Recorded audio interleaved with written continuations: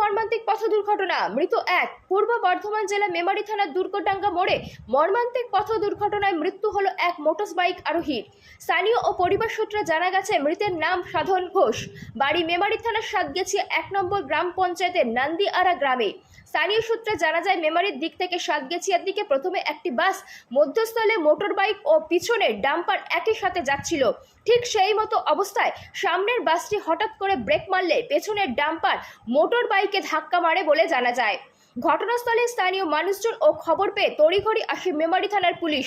স্থানীয় মানুষ ও মেমারি থানার পুলিশ গুরুতর আহত ব্যক্তিকে উদ্ধার করে মেমারি গ্রামীণ হাসপাতালে নিয়ে এলে কর্তব্যরত ডাক্তারবাবু মৃত বলে ঘোষণা করেন। সেই সঙ্গে জানা যায়, ডাম্পারের ড্রাইভারটি পলাতক। এখন আমরা শুনে নেব স্থানীয় মানুষ ও মৃত ব্যক্তির পরিবারের লোকজন সাংবাদিকদের কি জানালেন। প্রতিনিধি মৃত্যুঞ্জয় যশের রিপোর্ট, সুন্দর বাংলা নিউজ। মানে কোথায় এসেছিল উনি? উনি বর্ধমান বাজার করতে গেছিল, দোকানে মাল কিনতে গেছিল। বাড়ি প্রতিদিনই যায় বৃহস্পতিবারে। ও কিসে মারলো বলতে পারবেন? হ্যাঁ? কিসে মেরেছে বলতে পারবেন? কিসে মেরেছে আমরা জানি না, আমি তো এই আসছি। ডাম্পার মেরেছে। ঠিক আছে, আপনার নামটা বলবেন দাদা, একটু আপনার নামটা বলবেন? আচ্ছা, কোথায় বাড়ি? যিনি মারা গেছেন কোথায় বাড়ি? হ্যাঁ, নান্দিয়া। কী নাম ওনার? সাধন ঘোষ। কত বয়স হবে মোটামুটি? নিজের কর্মক্ষেত্রে বাইরে বেরিয়েছিলেন নাকি? কোথায় হয়েছে এটা অ্যাক্সিডেন্টটা? কোথায়? মেমারি দুর্গডাঙ্গা মোড়ে।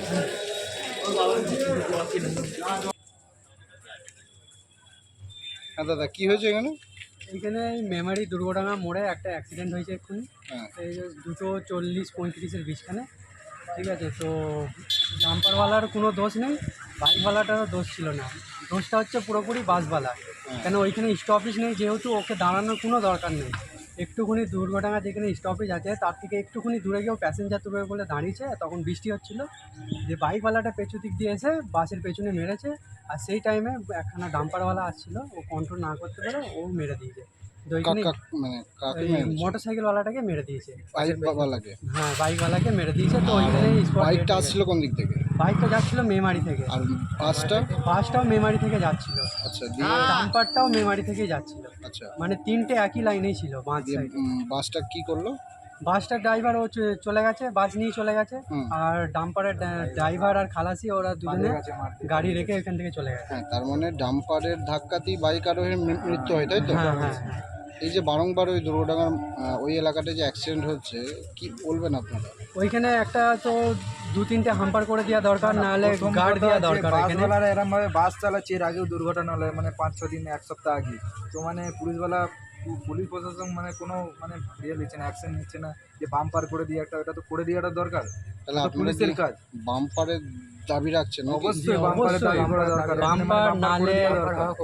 বাম্পার নাহলে গার্ড দেওয়া দরকার। কেন, যেহেতু দেখে স্লো হয় যেন, কেন ওইখানে প্রচণ্ড পরিমাণে প্রচণ্ড মানে অ্যাক্সিডেন্ট হচ্ছে। বাসের ড্রাইভার দেখার একটু সতর্ক করা দরকার।